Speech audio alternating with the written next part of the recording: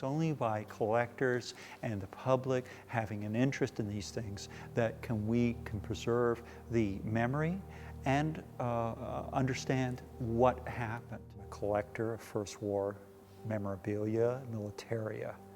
I focus on uniforms throughout the 14 to 18 period in a Canadian context. And this is what we're displaying here at the military museums.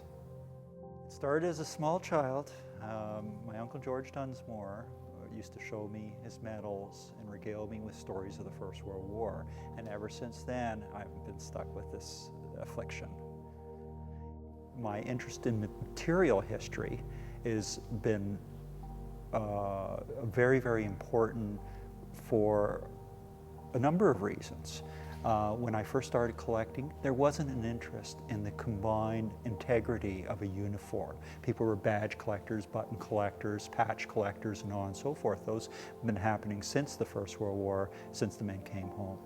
But what has been more interesting to me is the uniforms and the integrity behind the personas that are involved here. And that is the legacy and the remembrance that we look at to get a better understanding of who these people were and what they were doing. Well, we have here a number of hats that are of interest to various people, that are known to people, but I think probably the one that's very emotive to me is Georges Fognier's hat.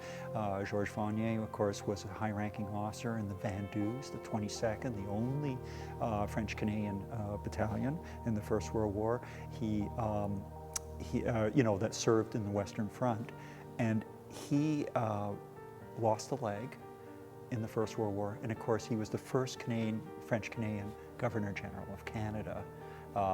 When we talk about history, it's very often we don't personalize it, and so when you personalize it, it becomes more meaningful, and that is what we're trying to put across both in the educational side for students and things like that, to generate an interest in history among young people, the interest is there. All we have to do is water it. And it's already planted, and they want to know about these things. And if we could show it in a really lively way and in an interesting way, then the collectors of tomorrow, let alone the history and historians of tomorrow, are going to be developed out of that interest at a young age.